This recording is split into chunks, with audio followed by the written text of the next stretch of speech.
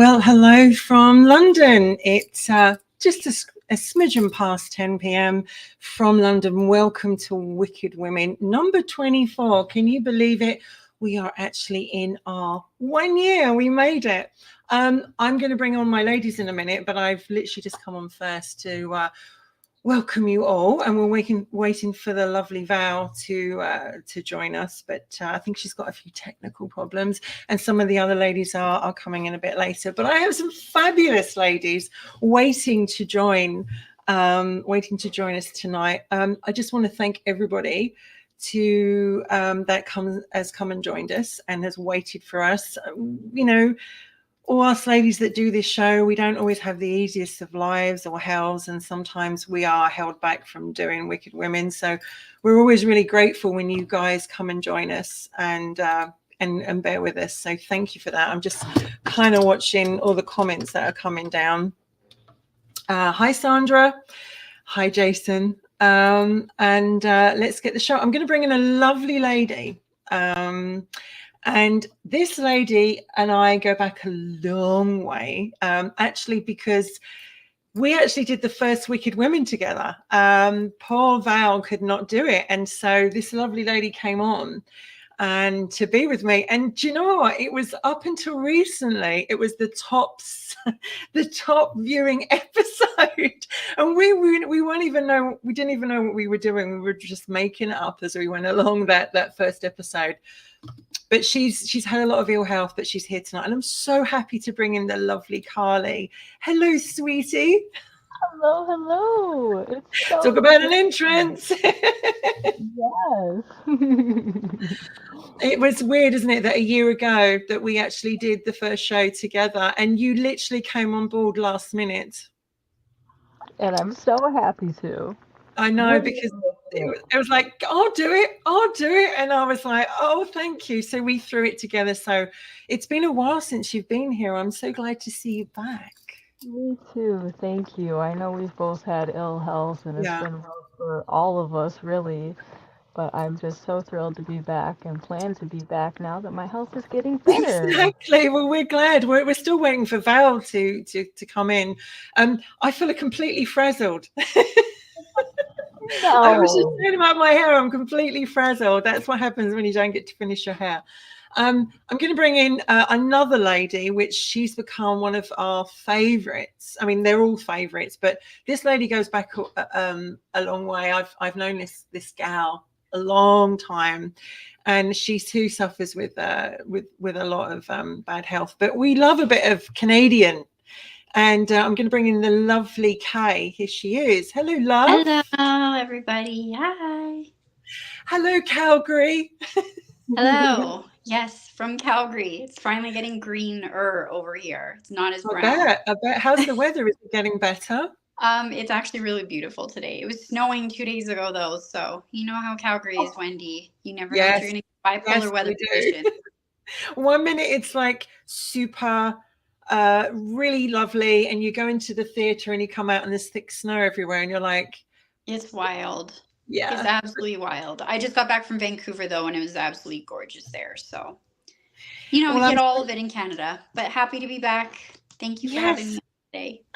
And so happy to have you here, because you've been with us on and off in the last year, and I always enjoy your input, and I know Val was always saying, like, where's Kay? And I'm like, I know, I'm trying to get her dealing in. with life. Yes. But as I said, there were a couple of other ladies, like Michelle. We're really grateful to Michelle, who came in and did a couple of episodes, and Tracy.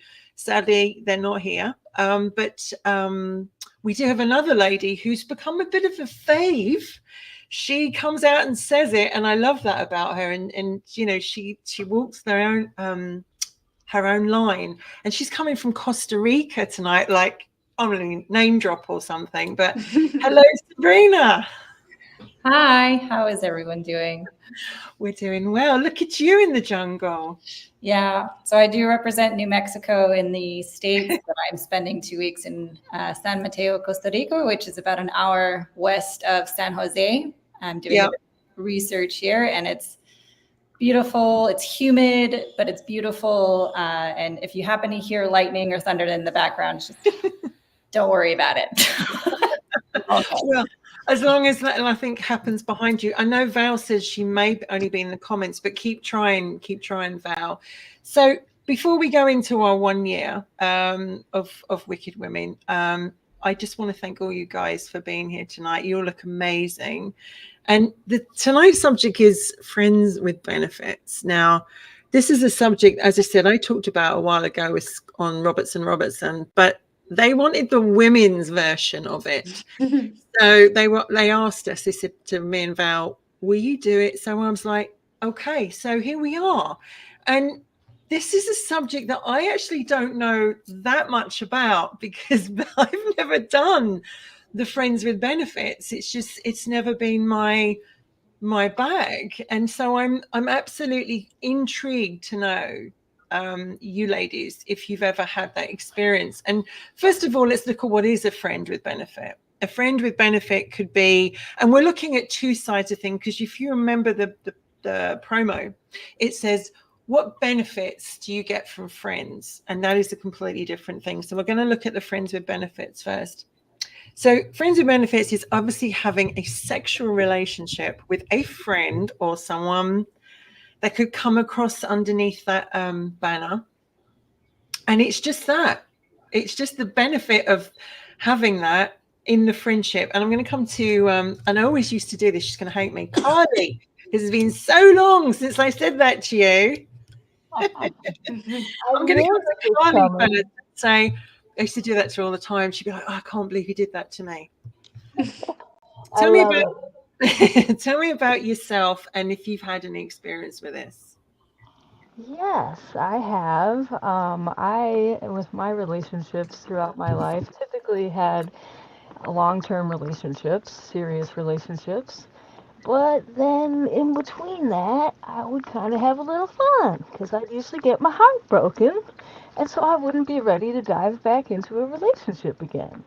Yeah. So there were some friends in my life, throughout my life, that I try to have friends with benefits relationships with.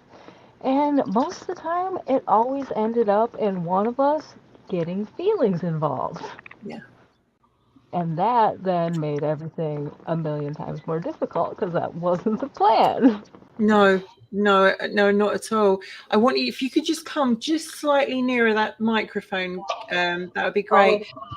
That's AirPods. That's better, honey, because you're just a tad quiet. Sabrina, is it something that you've had experience with? Look at, she smiles. She's like, yeah. Yeah. Few and far between, but I've certainly had the experience with someone more recently that, sorry, hearing audio. Yes. Sorry, Kate, you're gone. But yes, and the most current situation, it's kind of walking that fine line of making sure keeping those feelings in check, because it's very easy for me to get into that emotional attachment and want more, but I'm really trying to keep it just friends. It's hard. Yeah, I mean, it's how long have you known this person? Let's see, we're April now, so December, January, February, March, April. Okay, 5 months. 5 months. And how did you know that you wanted to, because we have friends in our life. We have lots of friends in our life. We have lots of male friends, female friends, etc., etc. How do you know that? Because you cross the line, don't you? There's the attraction, there's, fancying somebody, there's the lustful. For you, was it there from the start? So I think there's maybe a slight difference in my intentions when meeting this person. It was really intended just to be a hookup, fulfill each other's physical needs. Yeah. But we connected on a more intellectual level and had a great time getting to know each other. So we developed a friendship after having had wonderful sex. So yes, it's been a challenge, trying to maintain those boundaries, right? I hope that answers. First as a hookup, and then they became a friend. Right. Yes, they developed into more of a friendship, and I mean, we hook up still, but it's very casual, and I mean, we don't see luckily he doesn't live in New Mexico, so I think if he did, it would make it a little bit more complicated for me mostly, and so now it's just a matter of staying in touch when he comes to town. And when each one of us is away from town, we still chat and send each other, sexting pictures or whatever, and try to keep that part going as well. But yeah, I mean, it's enjoyable. I'm trying out this whole new non-monogamous kind of style of dating because I've not had very good luck with the monogamous. And this is my attempt at that. So TBD. I can see why, because, as you say, monogamous can be so difficult to actually find someone who wants to be like that. These days, it is very rare. And I'm now going to go to Calgary to the lovely Kay. Kay, what about you? Have you had an experience of this? I can't say that I've had a ton of experience around it, but I do remember specifically coming out of my first very serious relationship, and I was a scorned woman.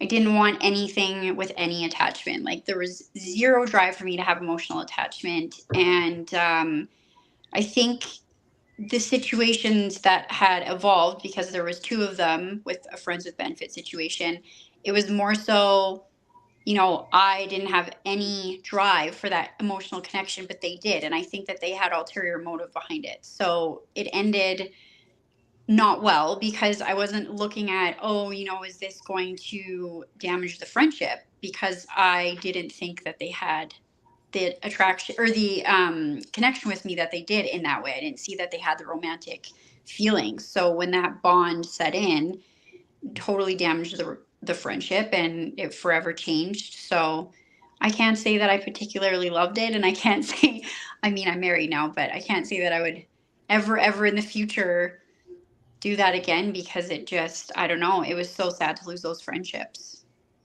I mean, that's the thing, isn't it? Because you all talk all through, when you're talking about the loss of the friend, the friendship, that it can happen.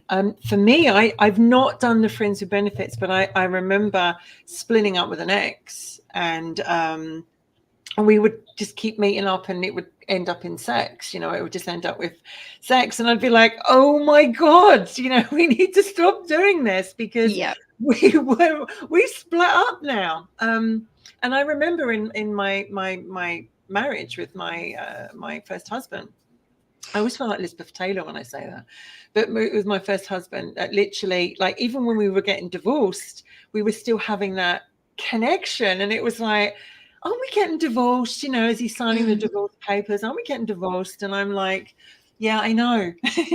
and it would happen. And I think that sometimes you meet people in life and you have a great chemistry with them, and sometimes it crosses over into sex and lust and physical, and sometimes it doesn't. What about when you've had people in your life as friends and they want to have something with you, but you don't want to have something with them? Has it ever changed for any of you? Have you ever gone and changed your mind and gone down that road anyway, Sabrina? Yeah. She's like, yeah. My ex-husband was actually just a friend to begin, and it became more of a jealous thing that I was attracted to him because he was dating somebody else. And when I finally realized I had these feelings, I was like, okay, I need to at least express this. If I don't ever say anything, then I'm going to regret it. And when I expressed it, then he broke it off with this girl. We were, trying to just dabble in seeing if there was any real chemistry first, sexually speaking. And then, being able to maintain any kind of friendship kind of went out the window pretty quickly. I mean, we were remaining friends, but we were dating pretty much within a month or two of getting together. So I don't know if that answers your question, but I feel like for me that's been my experience. I mean, well, I think when it comes down to it, there's so many emotional complications that can come from it that it's like that can be so time consuming to have to navigate those waters of all the complications that come up that it's like you might spend more time actually having to navigate those waters than actually enjoying. I don't know. I find, for me anyway, I find it a very difficult situation for two people just to remain completely unattached the entire time. Like, I mean, for me, sex is a very spiritual thing. Like, for me to get on the level that I want to have in my sexual relationship, I have to have that deep, intimate connection with them. So to have that where two people are remaining in that emotional detachment, I don't know if you can ever not cross that bridge, if that makes sense. No, I get it. And Val obviously puts the point here when she says it can be getting sexual release with someone you trust. Yes. And I think that's a very good point, because you've been there, done it, ticked it off, or you know them well enough to have that connection with them. And sometimes it can feel good to have, get your rocks off with someone that you feel completely safe with. Carly, do you agree with that? Did you feel safe with yours? Did you trust them? Well, it started out that way. One that I dealt with was a friend growing up that was a best friend for 15 years, it ended up being. And we had always had physical attraction towards each other, but the timing was just never right. So we just never did anything, but we would like flirt and stuff. And so then finally one year he had been gone, he had moved away, and he had moved back. And so we started hanging out, and we just picked up like right where we left off, best friends, we talked about everything. That was the cool thing being friends at the time, was we were able to have those discussions that sometimes, you just can't have the same discussions with your girlfriends as you can with your guy friends. You really can't. And they can give you different perspectives. So it was going really, really well. Well, then he started leading me on and making it seem like it was going to become more than a friendship, which was something we had both always wanted, and the timing was finally right. And so we slowly kind of started acting on that, becoming a little more physical, just like kissing and stuff at first, and then it turned into sex, which was great. Until he continued leading me on, and so I developed feelings. Obviously, they'd been underlying all these years, and come to find out, he was just trying to have sex with me the whole time. And that was his goal, and he accomplished it, and then he broke my heart. That's a tough one. I mean, Sandra comes up with a point saying friends should just stay friends. Now, what about the friends that you've had for a long time or a short time or whatever, and then you discover you're at a party, you have a conversation, there's an underlining, you discover that there actually is an attraction between you and you didn't expect that to ever be there. That can be a bit of a mind fuck, isn't it? To actually suddenly go, oh my God, Bob, who I always thought was my friend, my mate, and now all of a sudden, either I fancy the pants off Bob, or I'm, Bob wants me. And I've been in a situation where someone has been a friend, and they've been like, they've really wanted to get to know me in that way, and I've gone, but I don't see you that way. I don't see you. I see you as a friend. And I think then there are those friends as well that you are friends, and I'm using my bunnies here, friends, but there's an underlining current there where there's always been an attraction, or, something fizzles away there. And it's like, and sometimes you just have to address that and deal with that. And I understand that situation very well.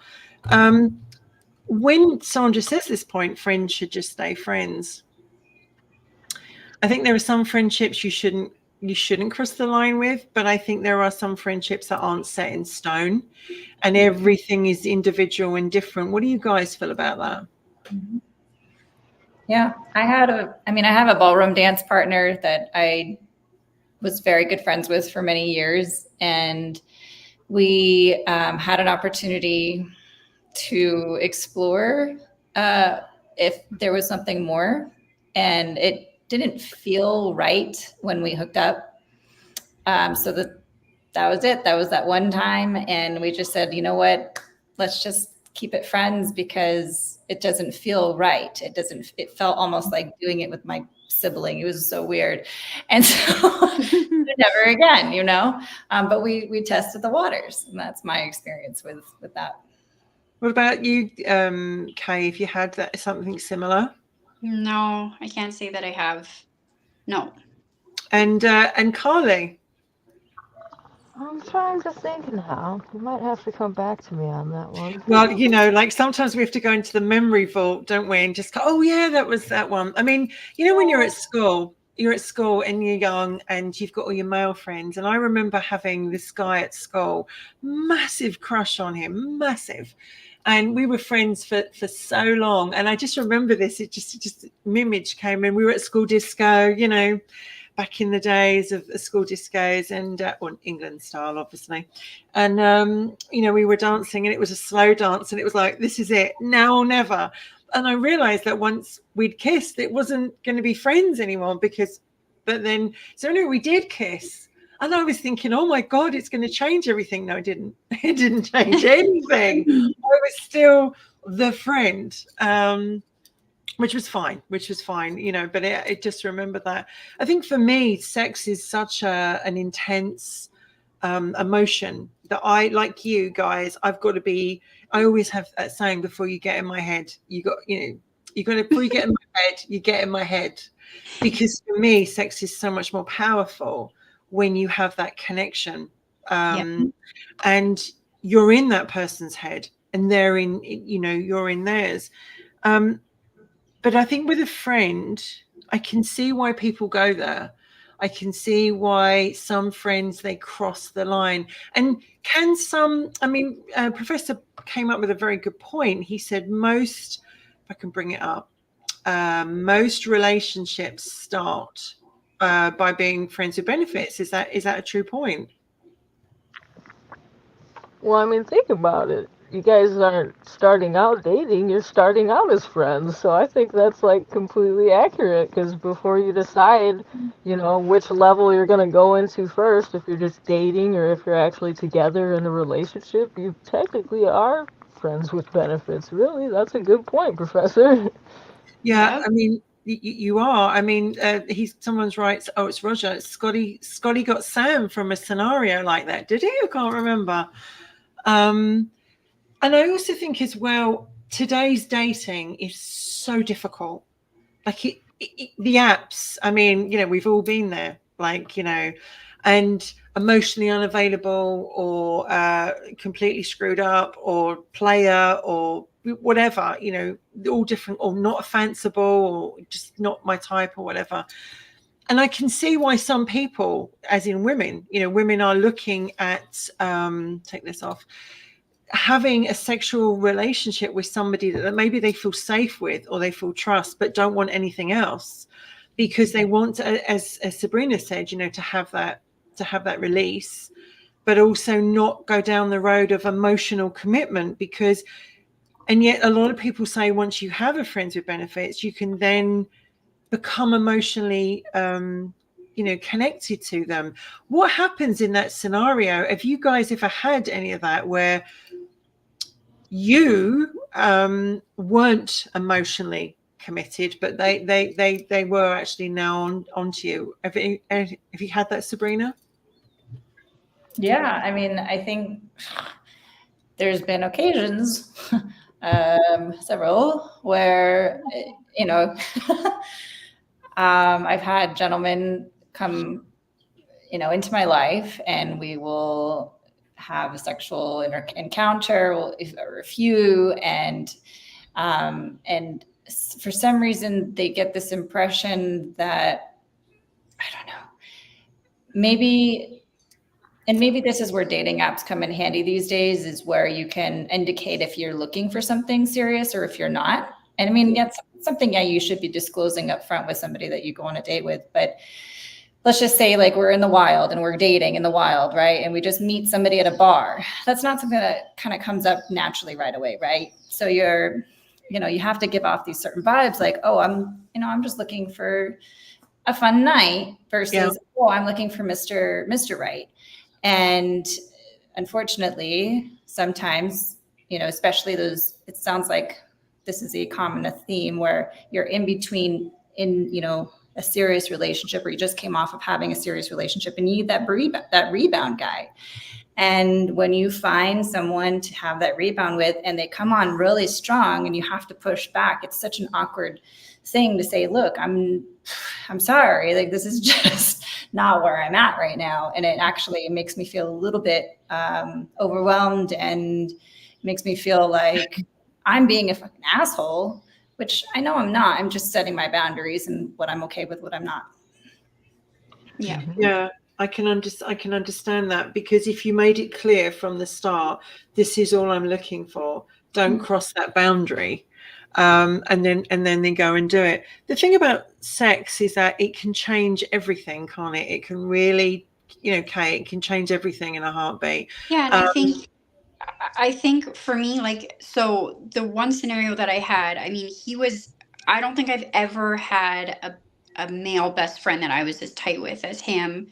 And obviously his feelings developed, and I almost tried to develop the feelings. I came to a point where I actually went into a relationship with him for a short time, but I mean, I absolutely crushed his heart because I just wouldn't let him go. I was so terrified to lose the friendship that I was actually forcing myself, going, okay, maybe you can have the romantic feelings for him. You do love him. Maybe you can be in love with him in the way that he's in love with you. And that was the one that I said was just heartbreaking, because not only did I absolutely crush him emotionally, but our friendship completely ended. It just blew up. And it was because I was young and didn't have the emotional stability to be like, okay, or the emotional maturity, I should say, to say, you know what, I need to just let him go. I just kept holding on for dear life because I was so scared to lose the friendship. And it blew up anyway. Yeah. Yeah, I mean, I just like Roger's rapids there. It says, I always thought friends with benefits was a guy that could fix your car. I mean, 100%. That is very true. I mean, we all need one of those. I think a lot of people would say to me, you've got a lot of male friends, Wendy. And I'm like, yeah, I do. I do have a lot of male friends. And they're like, they probably all want to sleep with you. And I'm like, well, if they do, they haven't told me, but who knows? But there is always that element, isn't there? There is all that element with all of our friends, I guess, that anything could happen at any time, Carly. And sometimes when we do cross that boundary, as I said, there was always that attraction. There was always that undercurrent. Maybe we didn't do anything about it at the time. Maybe it was just the timing wasn't right, etc., etc. So what happens when we actually do have that relationship with a friend? And as it said, did it turn in the promo? Did it turn to something else? Because actually, as Professor Bauer says, it all starts with friends with benefits, and it can lead on to something amazing. Well, I had, I mean, you know the story when even Matt and I, my now husband, we had a hookup for 3 weeks in the Bahamas when I was like, I don't know, 18, turning 19. And he was a little bit older than me. And then that was it. And we just it was because we were family friends, but then we just went about our separate lives. I moved away to Vancouver, went to school, did all the things. And then when he heard I was moving back to Calgary, he reached out, we went on a date, and the rest was history. So. Yeah. And I think with that, it's like the comfortability. Like I knew him so well. I knew I could trust him. Yeah, there's that safety. I mean, yet again, like, so my ex-husband, who I class as a friend, we had that kind of relationship that we had and it was weird that we were married and together, and then our marriage broke down and failed. But then we would have this experience where we would, every time we would see each other, it would end up in bed, we would have this. And I'd be like, isn't this supposed to be the other way round or something? You know, like really wonder sometimes whether getting rid of that commitment can make sex feel so much more spicy and fun. Do you think that's true with sex, that it can, if you get rid of the commitment, it can be more fun, Carly? I mean, yes, I would have to agree because it can put a lot of strain on relationships and friendships, and there can be the possibility with the right person to be able to have that physical, sexual type of relationship and release with them where that is all it stays, and there aren't any relationship feelings that develop out of it. And sometimes I've had scenarios like that where we were actually really good friends too. Like they were practically one of my best guy friends. And so we were able to talk about everything too. And I kind of touched on that briefly earlier because with my male friends, especially growing up, because most of these were, obviously my younger days, being married for together for almost 15 years now. Wow. And yes, and those type of ones worked out great because we could connect on different levels, but it didn't actually ever go to turning into feelings. And it's best for both halves. You both get something out of it, being there for each other, having that sexual relationship with them, and it can be refreshing and not having to have all the actual relationship commitment ties to it that really put the strain on it. Because I feel like when you do develop it as a relationship, then that's when sex actually becomes like more of a problem in the relationship than when the feelings aren't as involved. Yeah. Sabrina, there's a point I wanted to mention. In the promo, it said, have you been one? Or was it, have you been in that situation where you were with someone, and I know you're probably going to say not to this, but you were with someone and you wanted more and they didn't. And it was like you were the friend that wanted more. Oh yeah, 100%. That's actually probably more frequently the outcome for me because I get emotionally invested in people. I care, like I develop feelings pretty quickly and I don't know. This is something I'm working on right now, is trying to figure out, okay, how do I differentiate between this is a good relationship and I can keep it as friends with benefits and I can maintain that, or oh no, this actually has potential to be like a committed monogamous relationship, and so to be determined on that. But for at least two people come to mind right away more recently that I wanted more because it felt like we had great chemistry. We all these different boxes were checked off, right? And I hate that saying, but they met these different things. And I thought, this has everything I'm looking for a relationship. And what is it that's missing for them? And it was a bit heartbreaking to find, that was just not something on their agenda. They didn't want to go down that path. And that's okay. I mean, that's their call. That was their boundary. And I had to respect it. Did it make you feel rejected? Oh, of course. Of course. Yeah. And did it hurt more because of that situation? Yeah. I think when you put yourself out there and you express that you're having feelings, I mean, it's such a vulnerable state to be in, to say, I like you, to say, I think I have feelings for you, and waiting for that person to respond and reflect back that same emotion. And if you don't get it, it's crushing. Yes. Right? But I mean, rejection sucks, doesn't it, whenever it comes, but especially having it from somebody that you perhaps admire and enjoy being with them. And it's like Kay, I said in the promo, once you've been friends with benefits or you've gone over there, can you turn that friendship back into just friends and not go there again? Can you do that?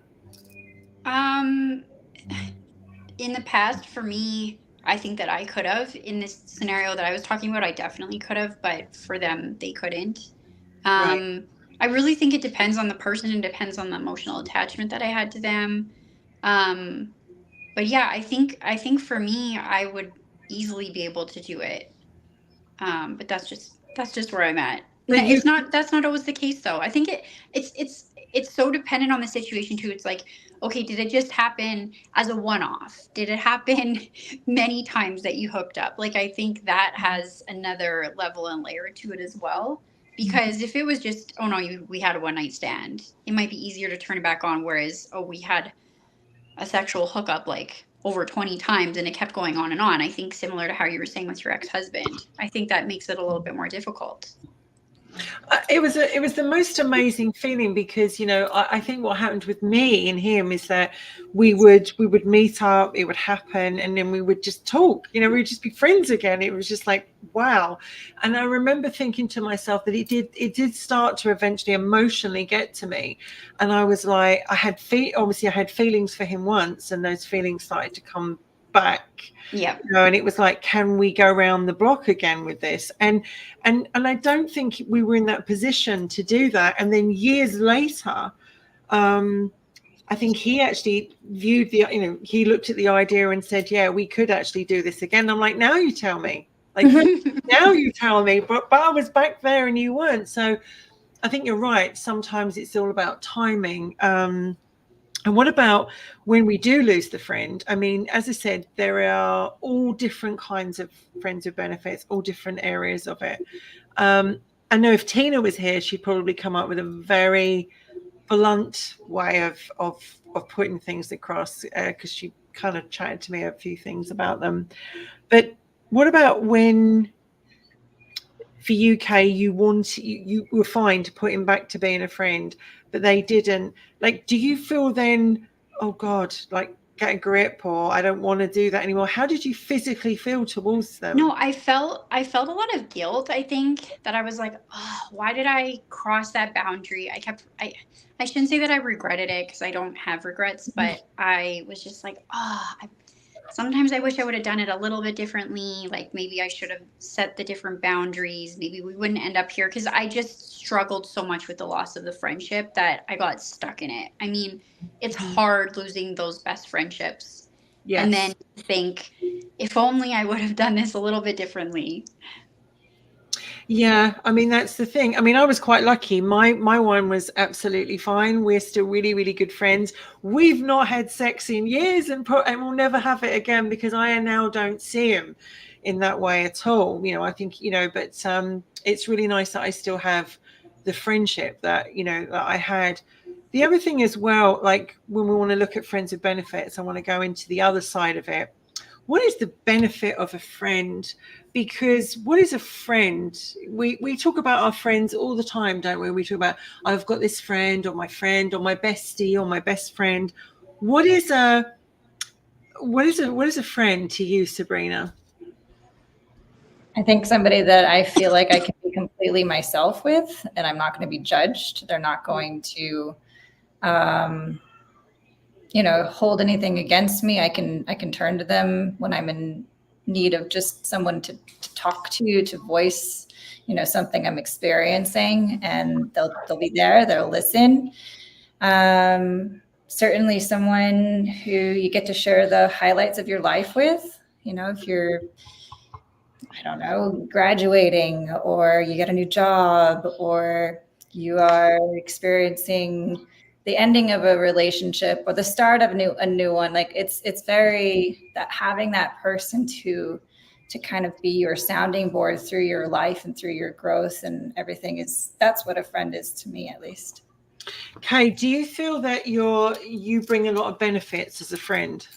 Oh, of course. I think sounds a little, but I think for me, what I especially try to bring to every friendship, especially my close friendships. There's people that I consider like fair weather friends, like they come and they go, and they're great to see and chat with and have a drink with.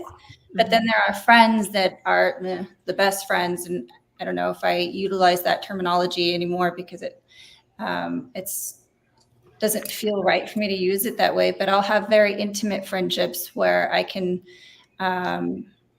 say, this person knows me intrinsically in and out just as much as I know them.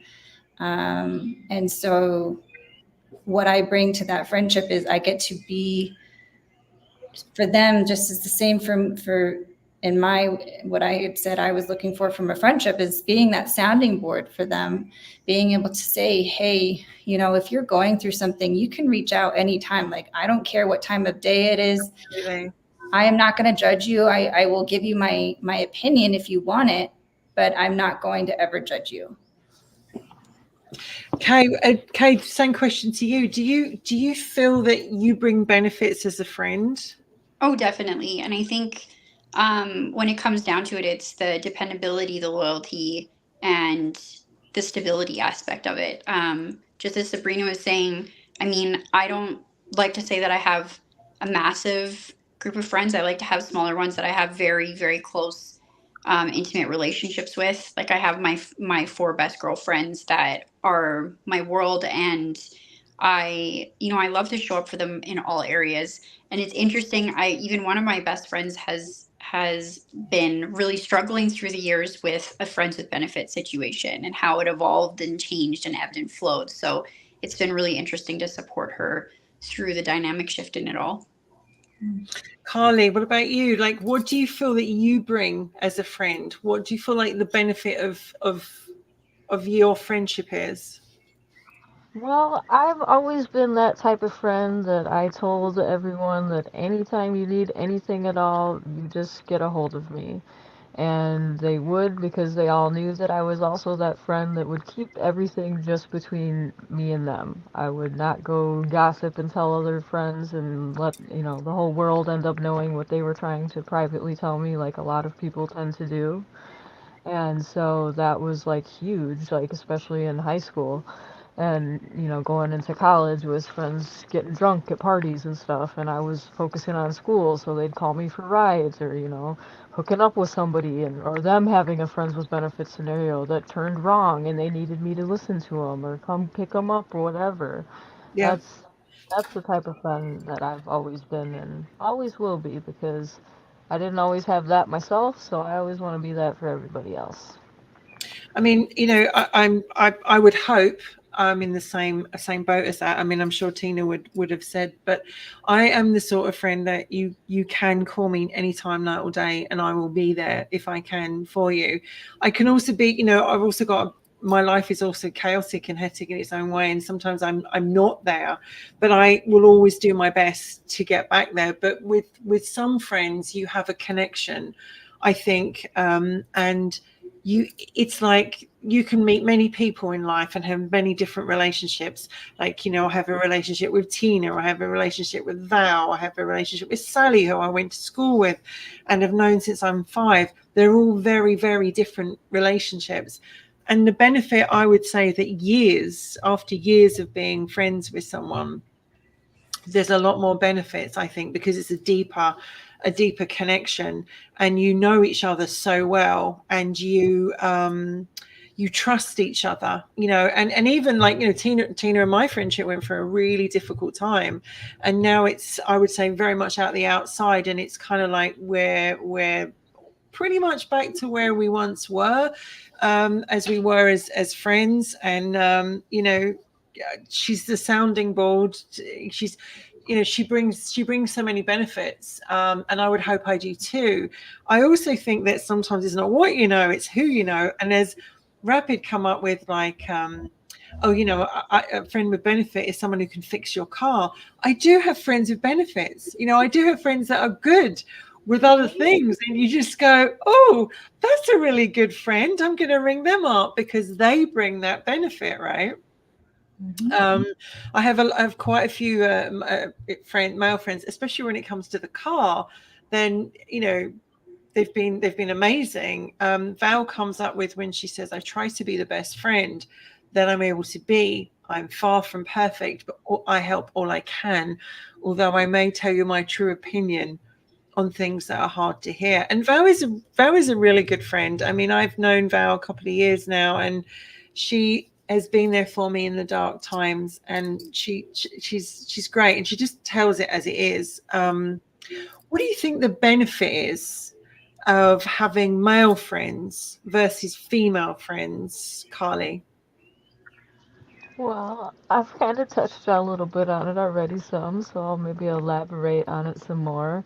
Hmm. I found the biggest thing was they wouldn't start, the gossip and the drama conversations Right. because Yep. I'm not about that. And a lot of girlfriends growing up, that was like what they like to do when they went out to eat and stuff. And I'm like, I am not like that. So I've always had more male friends than female friends. And they're just so much easier to get along with. They actually want to do things that I want to do too, because I'm not always girly and I want to play sports and I want to get dirty and I want to have fun and not always just go shopping. So it's just like a completely different dynamic having friendships with a male versus a female. But a lot of guys, a lot of boyfriends, Kay, I've had boyfriends in the past. They Mhm. don't like your male friends. They really, really don't. And they feel maybe threatened or maybe insecure. Like, why have you got all these male friends? Like, what? They just want to have sex with you. They just want to Yeah. sleep with you. Like, I've had that a lot. Have you had that experience? Yeah, so I had a particularly hard time with female friendships, especially in high school. I had a lot of friends turn on me just for jealousy or I mean, they've come back later in my life and said, I'm so sorry I treated you that way. It was because of jealousy or this or that and the other. But I think I came to a point that I'm just like, I can't trust women. I can't trust how they show up. I felt they were so petty. So I just had this huge group of guy friends. And it wasn't until I got in, the certain long-term relationship that I had, Wendy, that's when it challenged my perspective, because it was just constantly the manipulation of, oh, they're just your friend because they want to sleep with you. They just want to get in your pants. They just want to have this with you. Why are you friends? And it was so interesting because I'm like, I had a lot of guy friends and I had great, great relationships with them. And it wasn't until I let a romantic relationship with another male challenge my perspective on that I questioned it all. Yeah, see, I had some grief over the years as well. And certainly if they were good looking males, I suppose it was the same with a guy. If he suddenly has good looking female friends, Sabrina, that can make us as girlfriends feel insecure, perhaps, of this best friend who's up here a little bit on a pedestal, maybe, and he's gorgeous. I remember a few of my male friends have said, yeah, but Wendy, she feels threatened by you, even though you don't do anything or whatever. They feel threatened. Have you had that experience? So, more from the perspective of I've had girlfriends with boyfriends who I think my girlfriends were feeling a bit insecure with me around, and that could create some problems sometimes. I've lost a friend within the past year who, I don't know why I'm having a hard time explaining this, but they're lesbian couple and I love both of them. I went to their wedding, fantastic people. One of them I had more chemistry with socially and we would hang out fairly often. And at one point there was an evening we were hanging out, her wife went to bed and she and I were talking up late. We were staying up late and kind of like flirting a bit, just being, I don't know if you would say inappropriate, but it felt awkward after that point. And about maybe 3 or so months later, this friend of mine said, hey, look, I don't know what your intentions are or what, but I think we just need to end the friendship. And that kind of was a shock for me because I thought, we had a good friendship and there wasn't anything there that was going to compromise her marriage to her wife. So I've been on that side more often than being in a relationship with a guy and being concerned about another woman, I guess. Yeah, because that's the thing, isn't it? With I've had boyfriends and they've had the female friend, and sometimes the female friend has that kind of relationship where they're talking in the air. Boyfriend very much listens to them because friends are friends, boyfriends come and girlfriend and boyfriends come and go, but friends are for life. That's not technically true. Friends aren't for life, because some are for a reason, season, but very few are for a lifetime. I've had so many friends in my life that I look back and I think the benefit was they got benefits from our friendship. Absolutely. They were given stuff. They I was there for them all the time. And yet when the boot was on the other foot, I didn't get anything back from them. And I think very much that some people do come into our lives and they take, they're like psychic vampires. They sort of take from us. They take. And at the time we're not actually aware that that's what they're doing.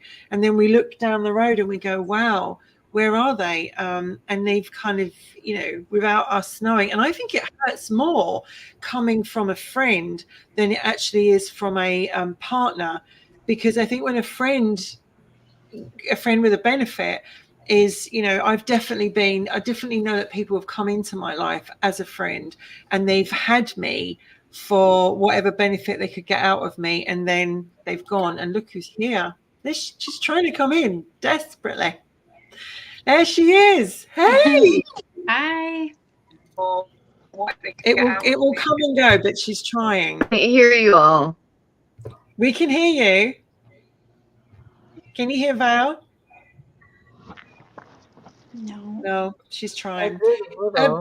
I found that really difficult, that that the friendship, as I said, they came in, and I had one particular friend growing up. I can think about two or three. Actually, I think I had a friendship. I'm going to bring up this one. I had a girl I used to be really good friends with. We used to spend loads of time together. She was always having problems in her life. She would come and stay the night here. I would pick her up. If she got drunk and she fell down, and she often did that on a regular basis. Bless her. She was a mess, and I would go and pick her up, and I would feed her, and I'd give her some clothes, and and she'd stay here the night and did everything. And then she just disappeared one day. She just disappeared. Never saw her again. Never replied. For years went past. I was thinking, what the hell have I done? She never answered a text message. She never answered anything. It was like being ghosted. And then one day I was walking out of here. Must have been when COVID had just literally was over. And this woman came up to me with long hair. I didn't recognize her at all. And she said, "Hey, Wendy." And I looked at her and I was like, and then all of a sudden it clicked, and she went, "I want to say, I'm so sorry. I treated you like," I was going to use another word, but I can't use that on here. But I treated you really badly. And I'm so sorry for what I did. And I had to come back and apologize to you. It has not sat right with me for all the years that I didn't treat you well. And it kind of took me by surprise, because I'm kind of like, yeah, you did get a lot of benefits out of our friendship. Don't get me wrong. I got some as well, but not like it was. Val, I'm going to bring you into the convo because it's so nice to have you here. Finally. You're finally here. What happened? My internet just decided that it didn't want to work for a while. So what is your take on what we've been talking about tonight? We've all had a bit of a say. Tell us what your take is on. I think it's not a bad thing it can be. I've been down both sides. I've had people catch feelings, unfortunately, and then I've had people that I'm still friends with. So I think it all depends on your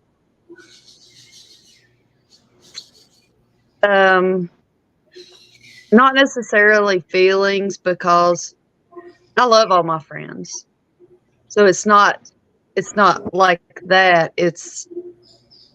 I think if you're attracted to them and you just want to hook up with them, that's not the right way. if it's mutual and, you're at a party or something and, Is that the but I think beautiful it has to be mutual. There has to be a mutual understanding. I was just going to say, Sabrina, is that the birds behind you that we can hear? Oh, so pretty. Because I'm hearing all these birds, and I'm like, where are they coming from? Are they from Val's window? It's from you, is it? Yeah, sorry. I can mute if you'd like. No, it's No, fine. it's okay. It's really lovely to hear the sounds of Costa Rica.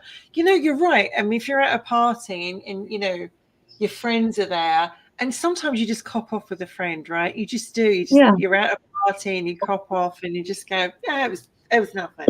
Well, like I said before, it's someone that, especially nowadays, you really can't trust everybody. So, it's someone that you can trust. You know what I mean? You feel comfortable with them. You know them. You know they're not going to do anything to you.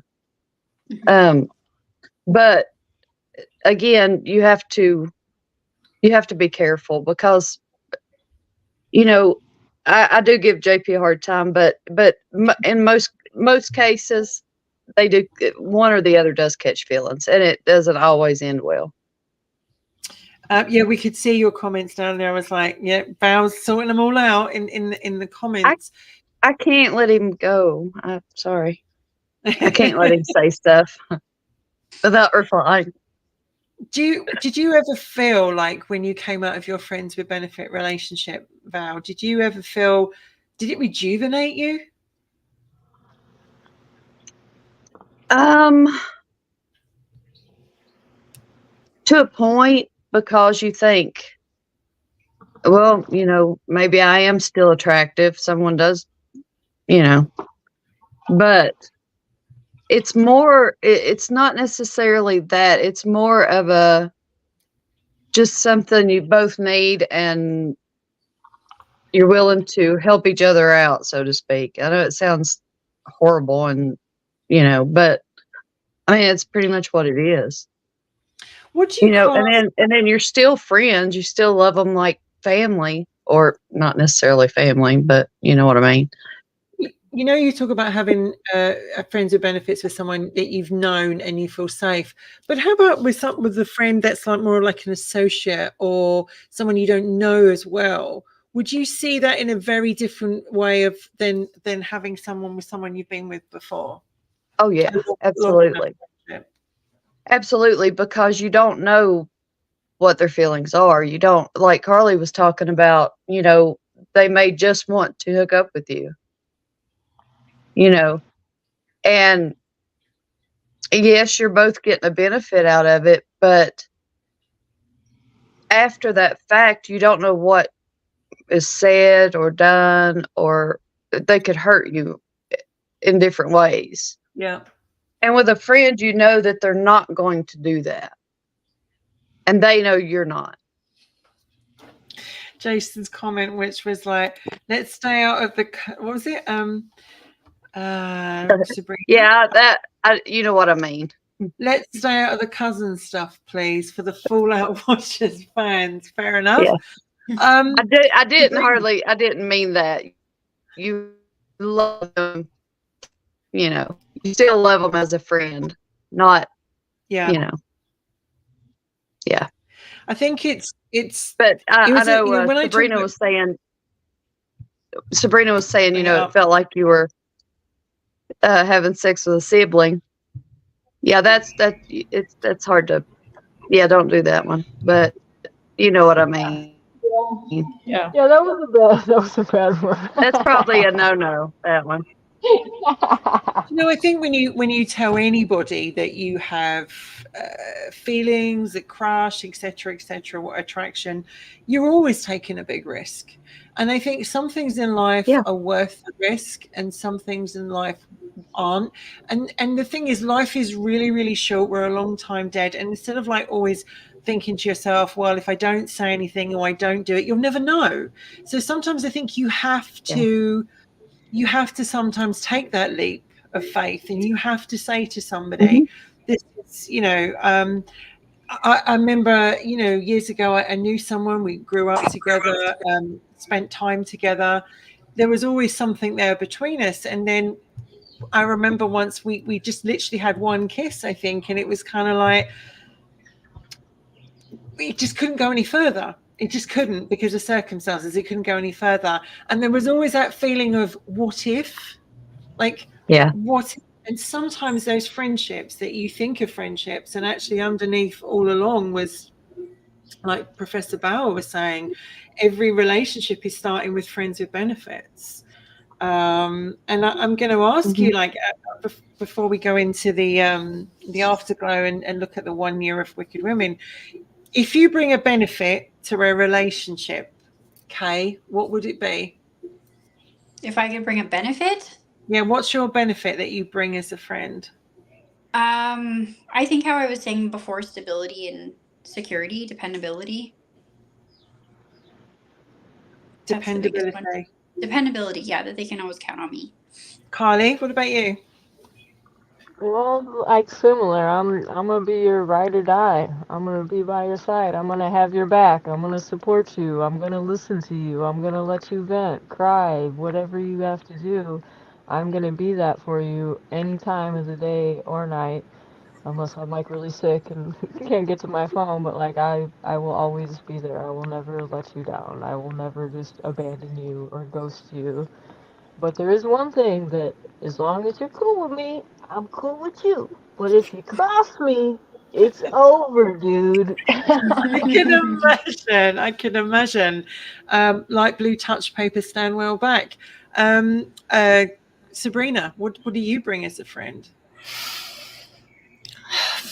So when I get to know somebody and I develop a friendship with them, I tend to get a little over analytical about things. I like to understand people in and out.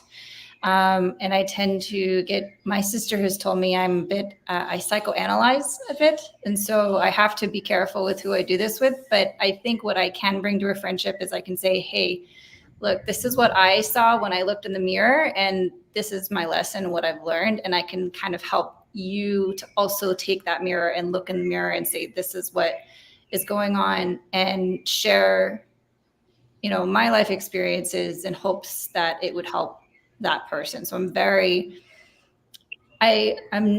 what's the alternative to a superficial friendship? I'm like a very deep friendship kind of person. Like I get very down into the weeds with friends.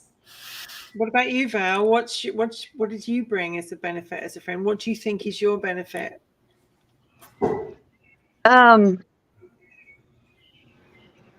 Well, like I said before, I'll help anything in my power. But I think one thing that I really like for my friends to do is just don't sugarcoat things.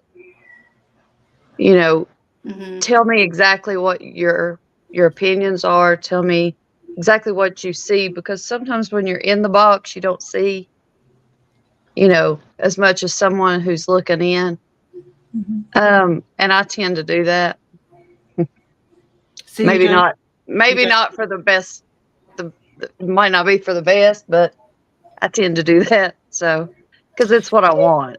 It's better than lying and just telling them what they want to hear and not actually helping I would them. rather I think it's nice someone hurt my feelings than tell me a lie. Exactly. Yeah, I think it's nice to have the transparency piece, definitely. Yeah. Huge. I think for me, one of the things I would say that looking back, I'll say it. I'll come out and say it. And every friendship is different. But one thing I tend to think that Tina probably would say I bring is humor, because I'm quite, I'll say something and she'll just laugh, or we're talk about something and she'll be like, I can't believe you just said that. I think I'm very much like, I'll just come out and say it.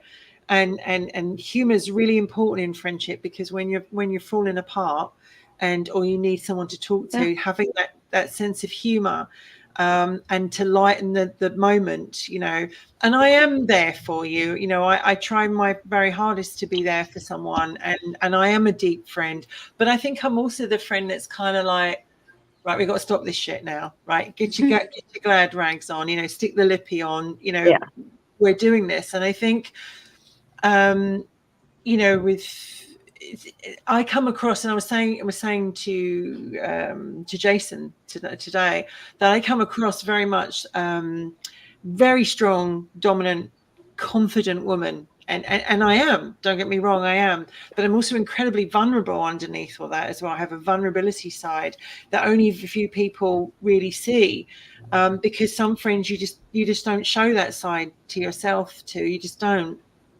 And so literally she's seen that side to me, and she's put me back together so many times as a friend. You know, she's kind of like, no, you're not going there. No, we're going to do this now.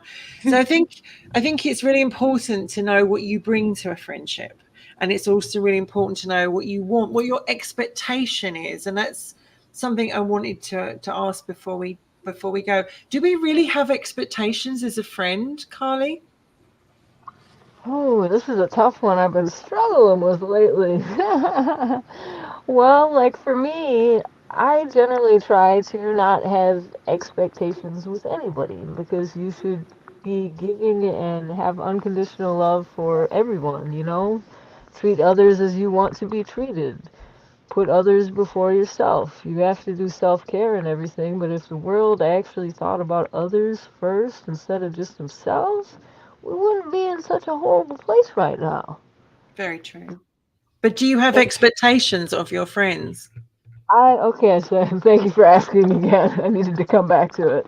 Because I want to know, like, do you have that expectation of a friend to be there for you and respond to you as you would respond to them? Do you expect that? So I do and I don't. I try to not have expectations and just give and know that I'm helping them and, you know, they're my friend for a reason and they'll help me when I need it. But lately, I have been putting out there and being there for others a lot, and not that it has to be expected and it's reciprocated, but like for example, like it's silly because it's Facebook, but that's why I don't really like social media. But then it's good for other things.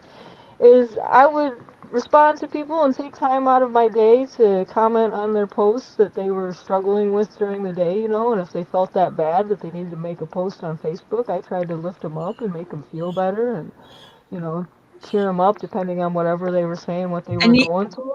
You come up And with a comment on your page that goes, I love most of you. I love most of you. And I'm just like, there's a few she doesn't.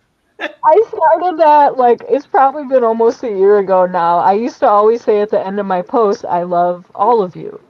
Well, then it got to the point where I had enough of people, so I started to say, I love most of you.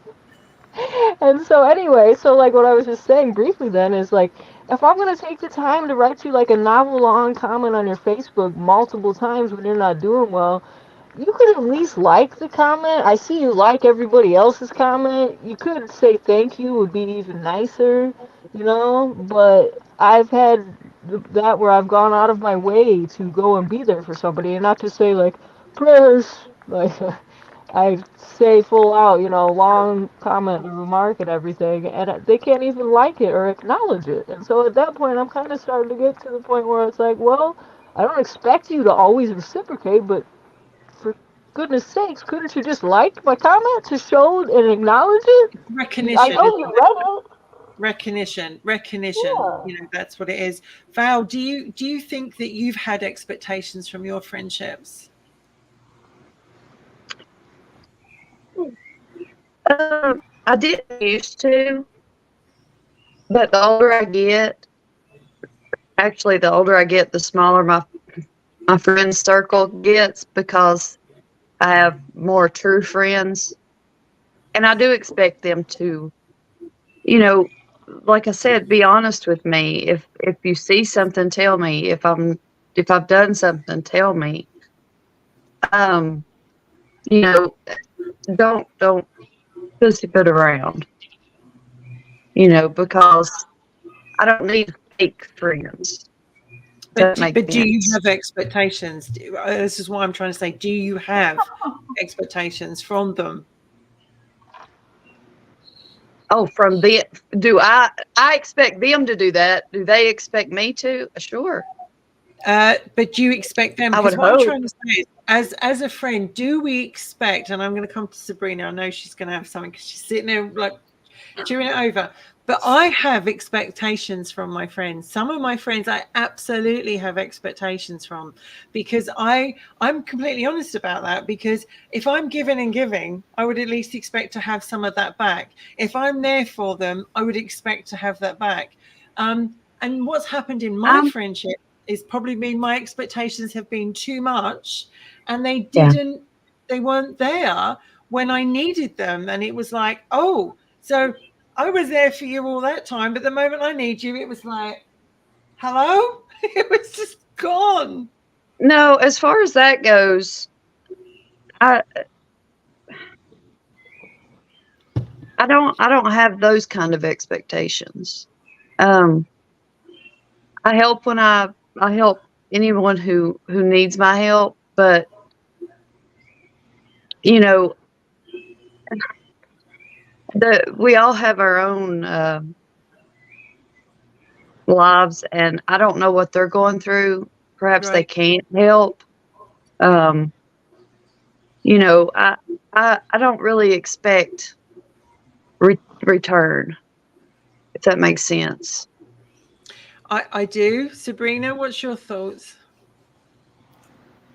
So I definitely have expectations of my close friends, and I feel like I've had to redefine certain friendships when my expectations weren't met, and I just have to own that was on me, that I didn't have full clarity or understanding of what the friendship was to them. And so when I, for instance, it sounds like you, Wendy, can relate. You give 110% of yourself to a friend, and when you go to look for that support when you need it and they're nowhere around, it's heartbreaking. But again, that's also something that's an opportunity for you and for myself to be able to say, look, this isn't that kind of friendship, clearly. And I just need to redefine what that friendship is. So, come birthday time, like birthdays are big for me. I love celebrating birthdays. And if I feel like I go all out for somebody,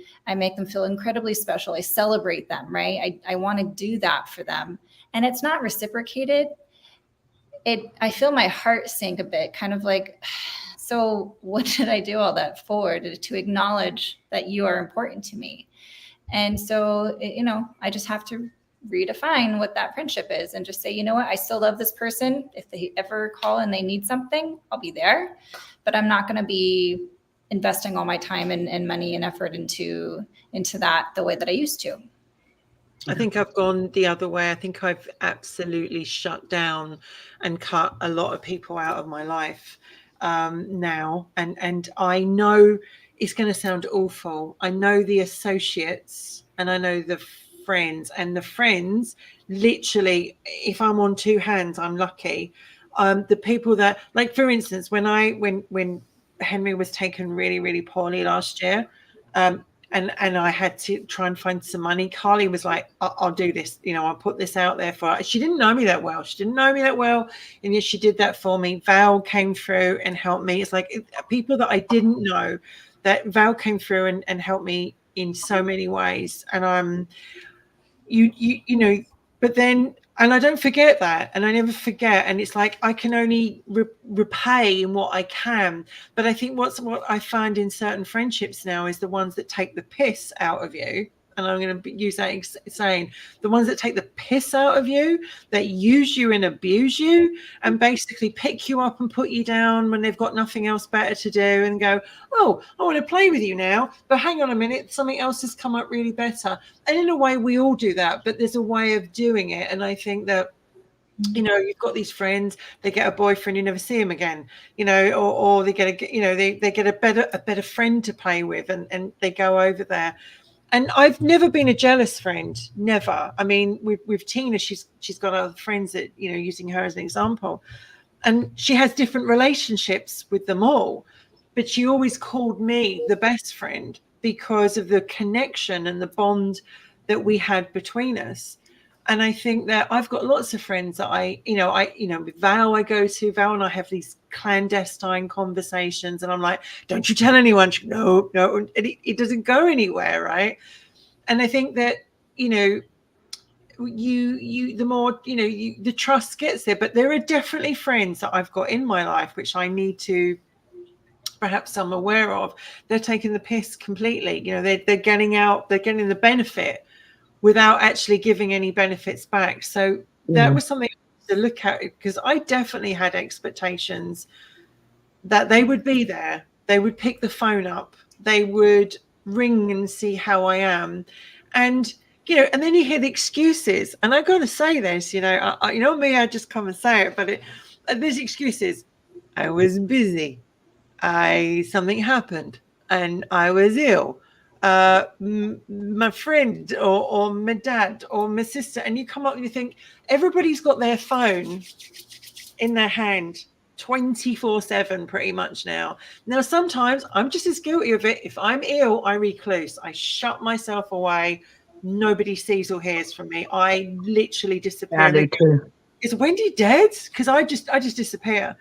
But if I'm not ill, I will get back and I will do that. So I'm just as guilty as time. But I just wonder, the ones that do that, are we that much of an idiot that we're just kind of like, yeah, just take what you want. Just take what you want from us, and without investing it. And as Sabrina said, if it's a birthday, a special occasion, and I'm aware that we all have different friendships, and I'm aware that we all have different relationships in those friendships. What is the definition of a friend? Somebody that is there for you, somebody who's got your back, somebody that you can ring at 4:00 in the morning and say, I need your help desperately, and is there for you. I think we can truly count those people on one hand. Mm-hmm. Yeah. They don't stab you in the back. They don't, like I said, the older I get, the more my true friends, circle, the smaller it gets. Yeah. Because, quantity. not necessarily because I'm not friends with people. It's just the true close friends just keeps, the other ones are friends, but I only have a few really close friends. Well, it's the friends that find a new, you're friends with them until they find something better to play with or other people to play with. And they go, and that's all of a sudden you're just kind of like, bye-bye. They've gone. So when I was looking at this thing tonight, everyone was like, oh, it's going to be friends with benefits. But I wanted to look at the two sides, because I don't know about you, but I've got some real shitty friends which have taken benefits from me. And I need to stop giving those benefits and start getting them and start being around people that the benefits are equal. What about you, Carly? Circle back to me on that one.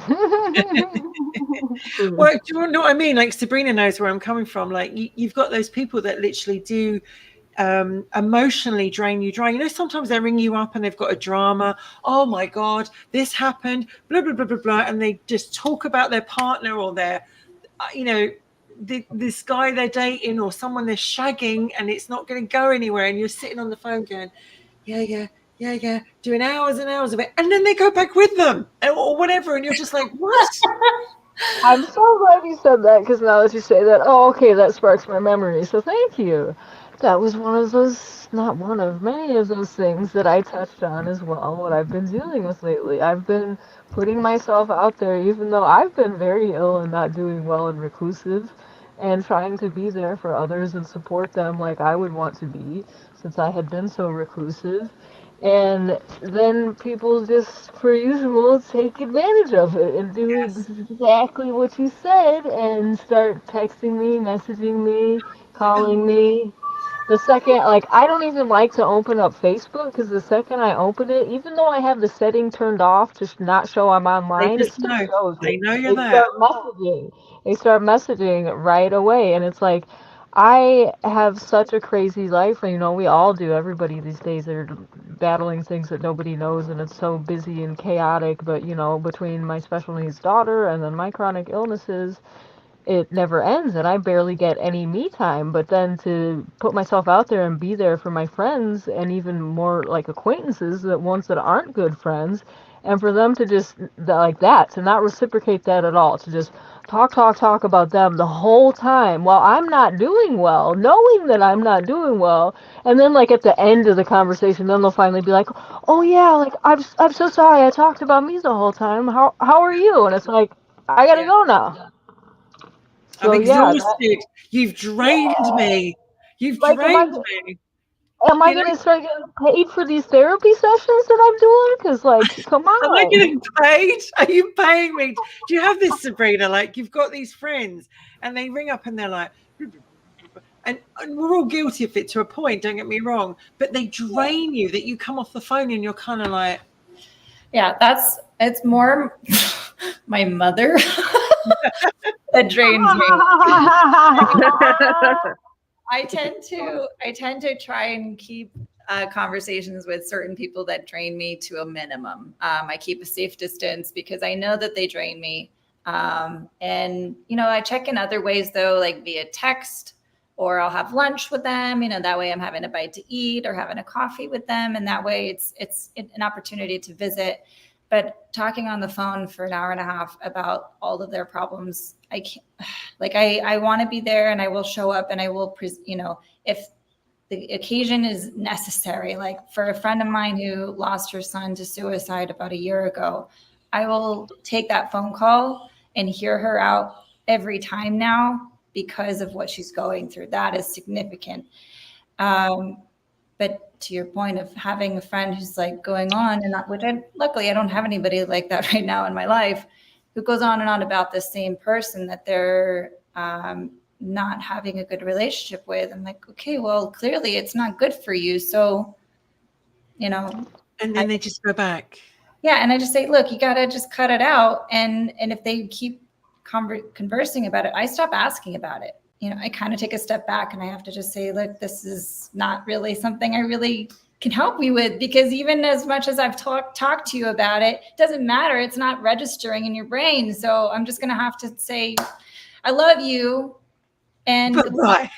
Yeah, good luck. It is that point though, isn't it? I mean, because like Bao and I often we have a good old gossip, and she heard me rant and etc.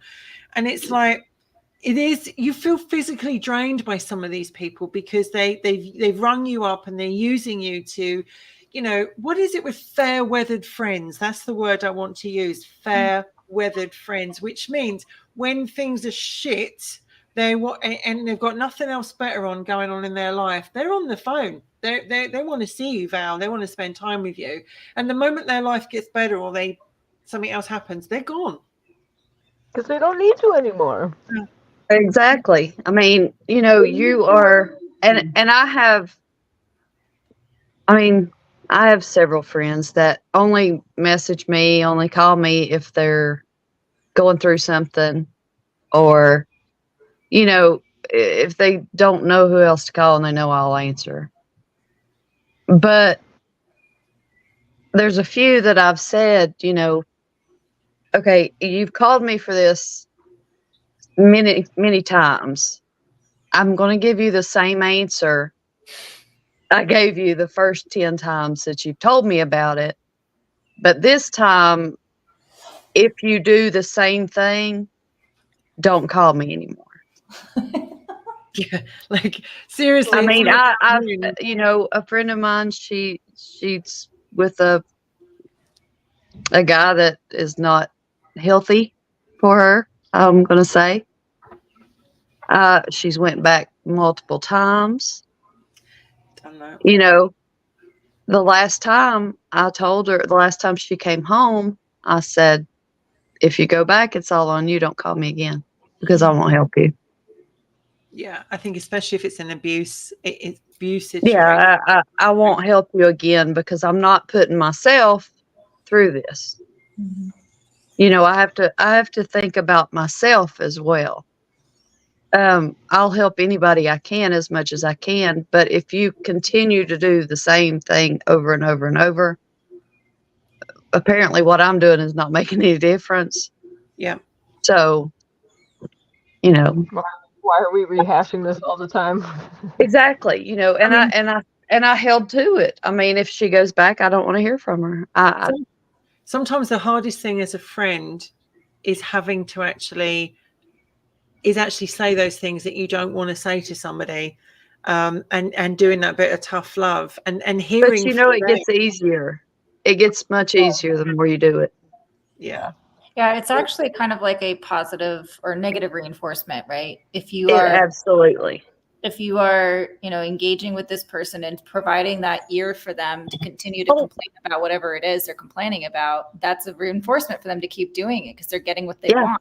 And as soon as you stop that and cut it off, they don't have access to that friendship, that line of communication anymore, right? And yeah, when they start to change their behavior, then you can reopen that line of communication, and it's a positive reward for them to change that behavior. Yeah, but I mean, it's the same with tough love. You just have to tell somebody, and that's one reason that I like for people to tell me just straight out, sugarcoat, don't just tell me. Have you noticed that male friends are different? Easier. Male friends are different than female friends in that department. I don't feel that men get on the phone and bitch, whinge, and moan so much as women do, right? I mean, or have you probably not as much, but several of my male friends do the same thing. But I mean, it's different. They tend to, and it sounds weird, they tend to take what I tell them more to heart than I do. And I think it's that I can change their mentality that women have. If I do something different, it's going to be different. And the guys are just like, okay, she's a bitch. I agree. It's kind of a, straightforward, straightforward. Now I have told friends of mine exactly what, and I always do exactly what I think of the person they're with. If they ask me, I don't just offer it up, but if they ask me, and I've been right, but sometimes it takes a few of them a little while to see, and then they'll call me and, well, you were right on that one. I'm like, well, I can see what you can't. It's true, isn't it? Because I have a friend, he's quite a close friend of mine, and he dated this woman, and I can honestly tell you, from the moment I met her, she was a horror. She was a horror. There's no other way. You just know she's trouble, 100%. And she was really nice to my face, but behind she was like, she was like really, really hated me. And then she turned out to be a complete horror and double that. And I got messages, I started getting messages from her like, you're this, you're that, you're whatever, towards me and to other people that he's known, and I'm like, we all told you. We're all like, stay the fuck away from this person. And sometimes love makes us blind, and the next thing you know, we've gone into that darkness again, and we're kind of like, oh God, how many times are you going to go back? And I did it. I did that. I stayed in a relationship. I went in back again and again and again. And my friends must have been like, especially when I was in the abusive one, they must have been gotten to a point going, Wendy, what the hell's wrong with you? Like, you're intelligent. Why the hell are you going back? And but see, that's what I'm saying. You can see other people's relationships better than they can. And I don't think you're being a very good friend if you step back and don't tell them what you see, because it's not being fair to them, whether they believe you or not. If you see something, tell that friend, because I would want people to tell me, whether I believed them or not. It doesn't matter. It doesn't matter if they believe you or and if they leave, that's on them. But it's still, I feel like a friend's obligation is to look out for the other ones. Good point. Very good point. you know, I think that it's not, you're not being a very good friend if you just let things slide and go without discussing it with them. I love this subject because we've covered the friends with benefits, and we've also covered friends and benefits. I'm going to take us into Afterglow because I want to talk about Wicked Women and the fact that 1 year and the difference it's made in our lives. So I want to thank you, ladies, and Kay, who had to go because her son was not well. I'm going to take us in there and come back. But thank you so much, ladies, for this wonderful subject. Bear with me 1 second. Let me just find it. Where is it? There we go.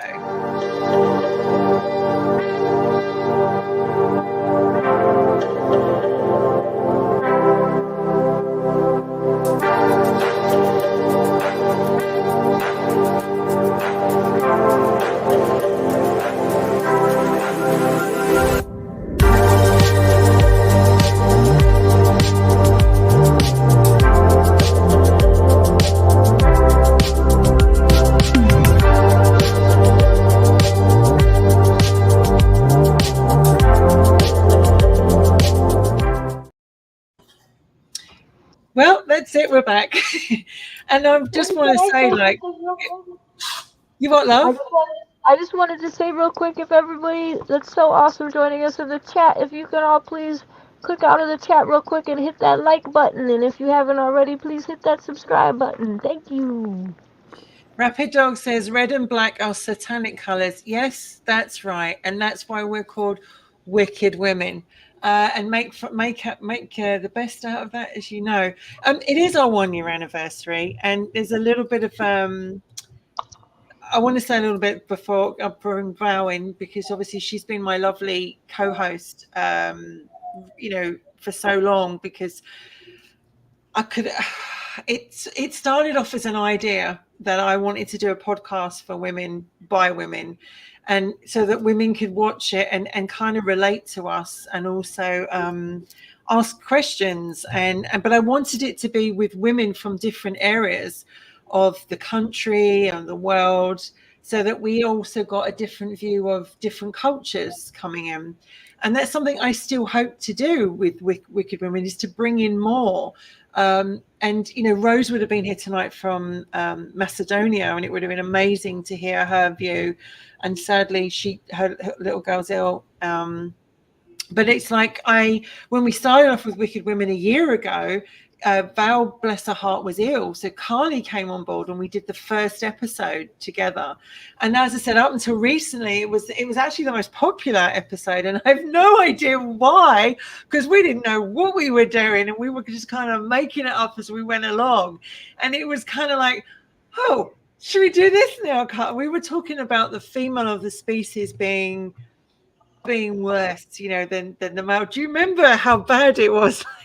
Do we need to do like a part 2 of that now that it's been a year? We were just like, oh shit, like trying to make it up as we went along, and it was. But I think that's one thing that people like. People like just, you know, not necessarily scripted, just kind of, Yeah, you know, just talking.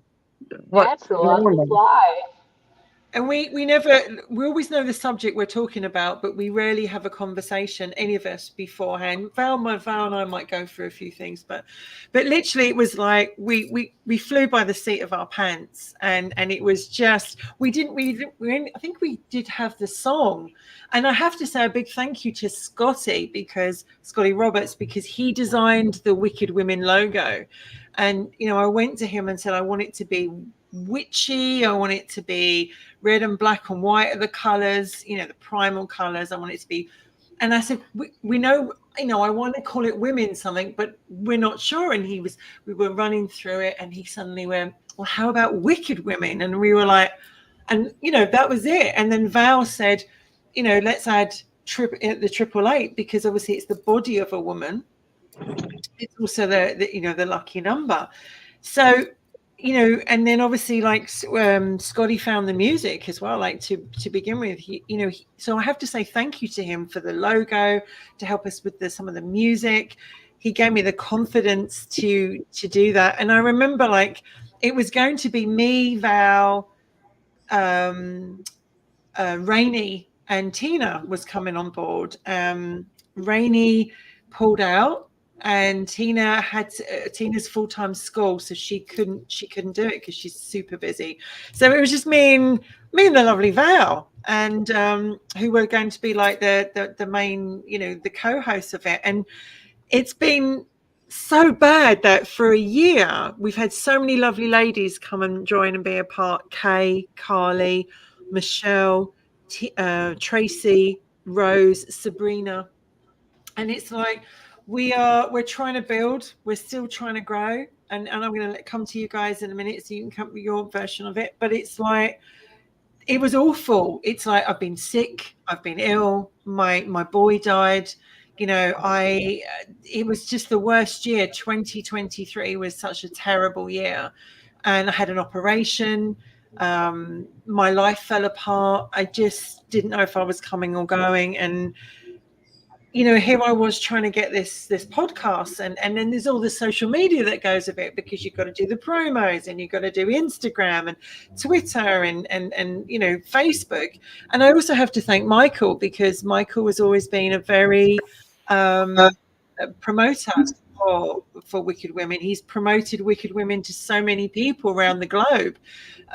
He would go down the street and say to somebody, you need to watch this podcast, and he'd give them the address, or he'd go to the dentist and give it, so I have to thank Michael for his input and promoting Wicked Women 888, because he did a tremendous job, and he's come on board many times as Mr. Wicked. And Keith was another one that came on board. Keith came on, and he did a couple of shows with me, and Keith is amazing, because he's so grounded, and his advice that he comes up with is wonderful. And obviously we have to thank Jason, who comes on and gives his views, and it's like him and Auntie Val often just get along so well. You get on so well, and we just meshed so well. But I just want to thank all those people, because they all made a difference to, Scotty and Michael and Keith and Michelle and Tracy and Kay, Rose. Those ones that are not here tonight, they made a difference, and I'm very grateful. And I want to thank Val for being, she's become a very close friend and co-host, and she's been great. And I want to thank you, and I want to thank Sabrina and for coming on. I mean, it was difficult for Sabrina, because she came in and she didn't know anybody, and we just kind of threw her to the lions, and she was like, Jesus Christ, what am I doing here? Like, and she had so much. She had a lot of crap, and I'm going to say this, she had a lot of crap thrown at her in the comments, and she never responded to them. She rose above it. She was the absolute trooper. She was brilliant, and that's why I love Sabrina coming on, because she's not the norm. She follows her own path like we all do, and I think you were brilliant, Sabrina, and you were always the lady in your answer. And Carly, when you first came on with me, she was just like, oh shit. So I want to thank you for being here tonight and coming back, and we hope that we'll see you more and more here. And because we include you in the Wicked family, and I'm going to shut up in a minute and go to Val and see her memories and views of Wicked Women. Over to you, Val. Oh, she's frozen. It might have to go to. I might have to go. Who's there? Are you back? Am I back? You're coming and going, girl. Oh, great. Oh, I can hear you. Can you hear me? Yes. Yes. What's your memories of Wicked Women in the last year? I think we've really learned how to do a podcast. And it's changed. I think it's changed us. Oh, she'll be back in a minute. I think what she's trying to say is we didn't have any experience. We didn't know what the fuck we were doing, and we did it. And the other thing as well is that I think we've definitely grown as people, doing the podcast. We've become so much more evolved. And the other thing as well is like the subjects that we get asked to talk about sometimes are not always what other people want us to talk about. They think that we're these great looking women that are, we can just talk about sex all the time and your battery operated boyfriend and you need to talk about this, you need to talk about. I swear they want to perv over it. They really do. And we took a lot of grief, and they know because they're listening. We took a lot of grief if we weren't on. It was like, oh, well, Wicked Women weren't here again. Oh, the weather changed, they didn't come on. And that was really, really hard because actually we wanted to. Carly, what's some of your memories? Well, it's a little bit hard for me because, as you mentioned, with my health, I wasn't able to be around as much as I had wanted to. But oh my goodness, just the first few shows that I was able to do were just amazing. Like, we just popped it off. Like, you may say that now, we may not have known exactly what we were doing, but I think we rocked it.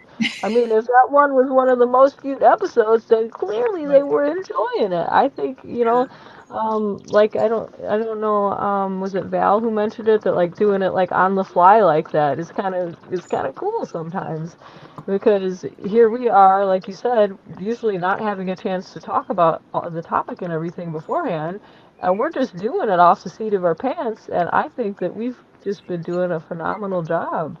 I love doing the show with you ladies. I love our topics. I love getting to include the audience and everything. And it's just been an amazing, awesome year. And I really look forward to the next year, as we were talking about, like bringing people on. Like, I have like so many ideas, like thinking about like bringing, if we could get in touch with like, doctors and, people in different various careers that are like, say, the topics we're talking about, to give us their professional opinion on the show as a guest. And like, I don't know, we'll have to talk about it, but I'm just so excited for I love growing and that. evolving. I love that. And obviously one of the top shows now that we've actually done was the one with Rose from Macedonia, which was the animal rescue. That is actually now the top show. And I think so many people took that to their heart, to see these poor animals in Macedonia. And Rose being a single mum on her own in a country which is very dominated by men, and it's a very dangerous country to still be in as a woman. And I think she came on board and she told us, and I'm sad she couldn't be. We'll have to see if we can get her next week. But she really rocked, and it just it went to everybody's heart. And I think that's what it was, is that we we saw a woman on her own trying to make a difference in a country which is very, very difficult and male dominated, and it was heartbreaking to watch. Did you actually see that episode at all, Sabrina? I didn't even know you had this episode, so I'm gonna have to check it out. Yeah, like I can't. I'll look it up and see which one. But Rose is from Macedonia. She's a single mum. She works full time. She's not got the greatest of health, but she goes out and she rescues all these animals in Macedonia and she's found so many homes in the United Kingdom, and she does it all on her own money, or she tries to raise some money. And I wanted to do the show for her so that it got it out there, and it really did. But the thing is, she's still desperate for sponsors, and she's still desperate for people to. I think if you follow her Facebook page, which is Save the Stray Angels, they're desperate for sponsors, and Wicked Women actually sponsor Montana and Salem, which are two of her dogs. We sponsor them once a month, and it doesn't take much to send like £5 or $5. Everything helps, because in Macedonia, she explained to us, women are still second-class citizens. They're not treated at all well. Violence goes every single day, fraud, extortion. police just don't do anything about it. And though you've got good with the bad, she struggles. And I think she's a heroine. Absolutely, 100%. So I was really glad that we could do that show, and I'd love to bring more people on, and we will. What's your memories of joining Wicked Women, Sabrina? So I feel like I'm the newest maybe of this crew, and it's a pleasure to be part of it. I love being able to meet other strong, opinionated women out there. And, and I hope that I can continue to be part of these conversations as much as you'll have me. Of course. Yeah, I think that this platform has an opportunity to, and highlighting this recent point that you're making about this woman in Macedonia, there are women in this world that are doing incredible work. And I think it's inspiring to the younger generations to see that these women are doing this work, and shining a light on what that is just going to amplify what they're doing, but also inspire others too. So yeah, it's fun to talk about sex and talk about toys and what have you. But I think if you are able to harness that platform for a bigger cause to really give women a sense of voice, a sense of strength, a sense of confidence to do the things that they are passionate about, and to support them and to encourage them, that is the ultimate why does this exist? And that if you're continuing to offer that, I want to be involved. I mean, that's the whole goal. And it's like, we're just starting. And as I said, trying to get subscribers. And we always say, like, share and subscribe, to Wicked Women 888. You can find us on Instagram. You can find us on Twitter. And there is going to be a web page. I'm in the middle of, I'm just trying to finish one. I'm doing it for my car, but I'm literally trying to finish the Wicked Women one, which will have bios of all the Wickeds that come on, so they know who we are. Because I always do the promo before so that people know who these women are. And when we first started, we had to justify.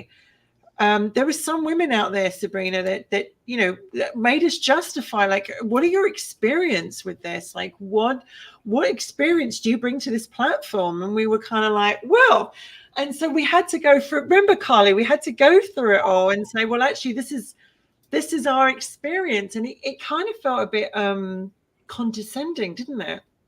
It really did, and belittling, like, this is our show, and I believe that at the time we had said our careers and things before we went into even talking about ourselves, and then they were still questioning us when it's like, both of you are giving that you have backgrounds in psychology and everything, and here they're still questioning. Like, I'm sorry, what's your degree in? What's your experience? This is our show. We're coming here bringing all of this knowledge. If you didn't have that career experience, I don't think you'd be able to talk as intelligently as you do about these conversations that we had. Yeah. And I think it's hard. It was quite condescending, and at the time, and I think it's because they thought, oh, here are these women that are just going to start this thing to chat about. For me personally, I'm so grateful I could bring Wicked Women to life. It was a dream I'd always had. I hope I've made a difference. I hope every week somebody somewhere watches Wicked Women and gets something from it, because that's what I set out to do. I know what it's like to feel completely out of control, not know which way you're going and which way to turn, and wishing I could talk about certain subjects and I couldn't. And I didn't just want to bring my friends in. I wanted to bring in women that had strong personalities, who'd been through hell and back, and could give their point of view. And yes, we've had to cover certain subjects because, we are a podcast and we still have to cover certain topics. But I do hope that as Wicked Women goes on, it gets bigger.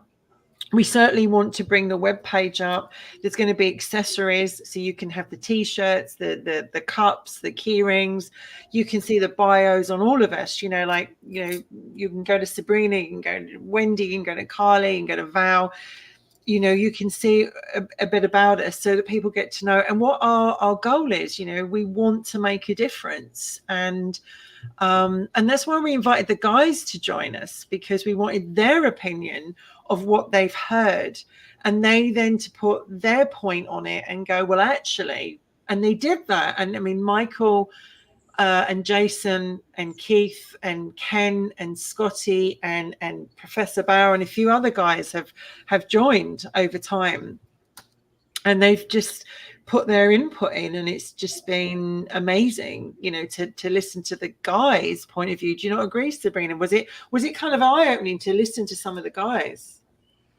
Yeah, of course. I think having that voice is important to maintain a sense of balance in the conversation and the dialogue. So we're not just, you know, having this conversation in a vacuum. We need to have that outer perspective. I think whenever I particularly have a question about a dating scenario or situation, I ask a guy friend what's their perception of it, because they'll be able to say, well, from a guy's perspective, this is what's going on. You know, I can't say for sure, but this is, and it usually is on point. So yeah. I appreciate having their input. And sometimes they tell us things that we don't want to hear. Like Carly, like I remember, like, you probably have not seen them all because obviously you've not been well, but there was some very heated conversations between, you know, Val and Jason. They're very, very different people. But they love each other dearly, but you know, they both banter. And I think that, you know, it did get heated quite a few times on a few subjects, and it's brilliant, you know. And I think also when I brought Sabrina in, because I knew she'd be perfect, one thing I'm clear to actually rule out again: Wicked Women do not follow one political party or religion. We are open to everything. It doesn't matter if you're conservative, liberal, Labour, Democrat, Republican, whatever you follow. We don't care, because our point is that we're here for the subject, and we're here to make a difference for whoever's watching it. It doesn't matter about your politics. And I'm aware that Wicked Women has a lot of American views because of the time of day it goes out. I'm very grateful for that, guys. But it's like we try and keep it as non-political. I was really keen that we didn't go down the political road at all, because I don't think it helps when you have people slagging each other off, but you're this, you don't do this, what about this? It's like that you lose the point in question. I think it's good to have different people from different backgrounds and different views and opinions. I just was really, as Val said, it's a safe space where everybody's welcome, regardless of where they're from, regardless of their sexuality or their religion or their political. And that's something I'm still keen as we go forward to keep that. And I know when Sabrina came on, there was some people that were from a different, perhaps, political view. And poor Sabrina, like, you know, you could tell with her comments, and she rose above it all, right? She just rose above it all. And I was like, that is a woman I admire, because she could have gone down that road, and she came back and she was like, I'm here. And I just want to thank you for that. Me and Val was so thrilled that you did that you came back, because, you know, we were aware of some of that, and we were like, you know, we kept saying, this is not political. This is not. Yes. I think if you are able to not go into a political avenue on a subject, while also supporting and advocating for human rights and advocating for equality, then 100% I'm on board. It's when I feel like there is a particular group of people that are being oppressed or discriminated against, I will speak out and I will advocate my heart out for that individual. And then I think that's what makes us all very different. And it's like I've said right from the start, I don't want this to be a political platform for people. And I know some shows are, but it was really, Val and I both said right from the start, and I wish she could come back on. But Val was like, straight away, we will not, if anyone is rude to our guests or they're rude to one of the Wickeds, they're off, and so some of those people, they know who they are. They've never come back. They've never come back to Wicked Women, and that's fine because that's their choice. But I will not have anyone spoken to as if they're a piece of dirt, or also not for their belief. Just because I don't believe in it, or Sabrina does, or Carly doesn't, and Val doesn't mean we're wrong. It just means we're different, and we should respect and encourage each other's differences without having to shove it down each other's throats and go, you've got to like it, because that's the way it is. And I think that was something that came apparent in a few shows that Val and I were very, you missed that, Carly, that we were it wasn't going to happen again, and Sabrina, she was a trooper. She come back and she was like, hey, I'm here. I love that. So thank you for that, Sabrina.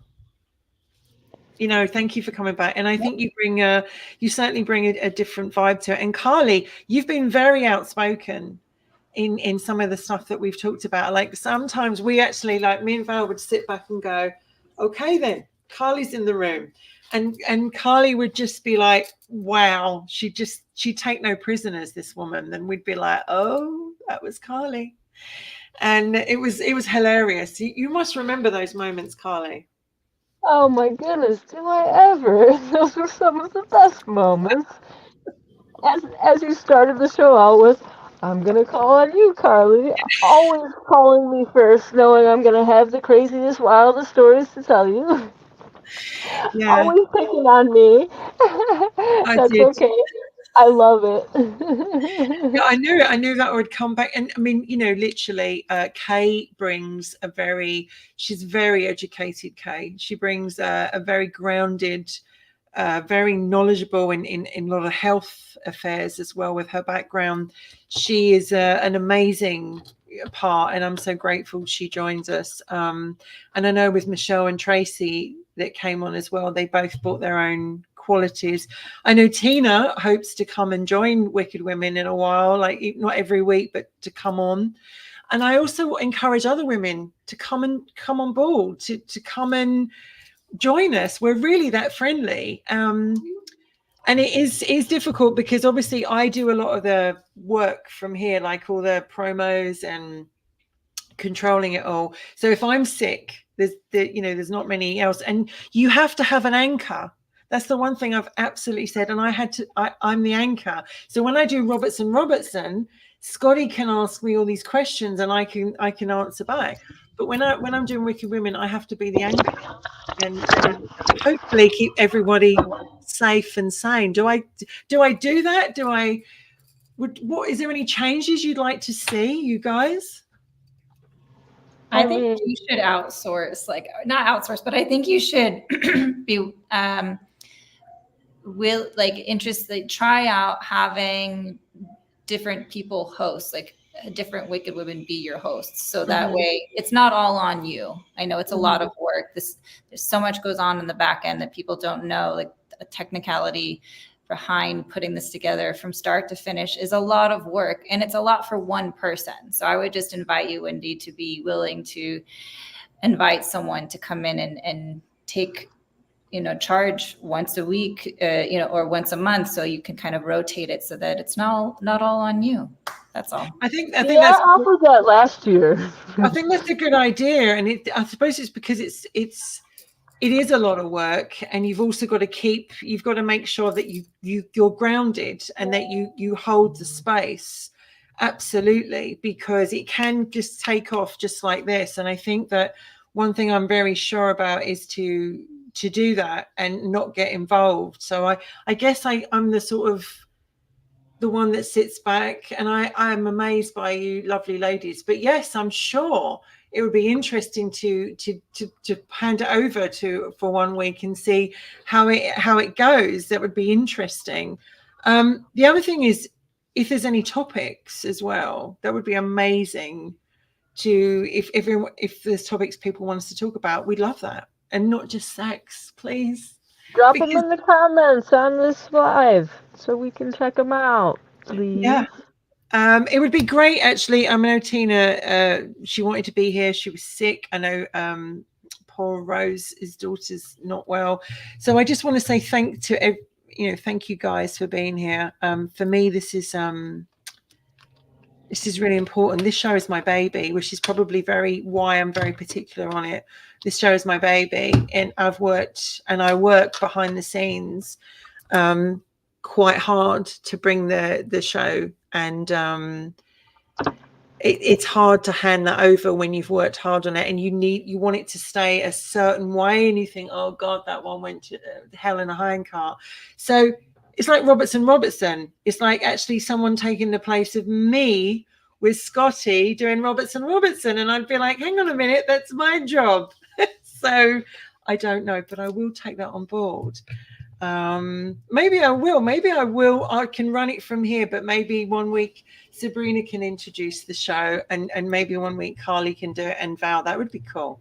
Yeah, you don't have to hand over everything, and just just a little, like, dip your toe in the water and just say, you know what, I'm going to handle the logistics, and then I'm going to have Val be our facilitator, our MC for the night, and then you kind of get to play a little bit of a backseat in terms of having to facilitate the conversation, because that's a lot of work. Yes. You are juggling so many things, and I would think it would just be a nice opportunity for you and for your co-hosts to be able to step into that role. Oh, it's lovely. It's lovely. Thank you very much. I appreciate everyone. I try my best. But you know what? We're just growing. Look, Ken says it won't work. Oh, well, thank you, Ken. And I think as I said, it's with Robertson. When we started off with that, we didn't think it was going to take off. And I think people also like to know how the show's going to go. They also like a certain way. So maybe what Ken is actually saying, perhaps he can elaborate on that. It may be what he's actually saying is that I'm just the host of Wicked Women. Maybe that's just what he's saying. Who knows? But thank you, guys. Before we finish, Carly, Sabrina, today's been a really interesting show about Friends with Benefits. You girls are great friends. Thank you so much for what you bring into my life. You're welcome. Thank you so much. Well, I love, how did you do that? How are you doing with the hearts? Her hands. Yeah, I don't know. Together. I can't. It's not working. There we go. It's not working. No, it's not working for me. You're not getting any hearts from me.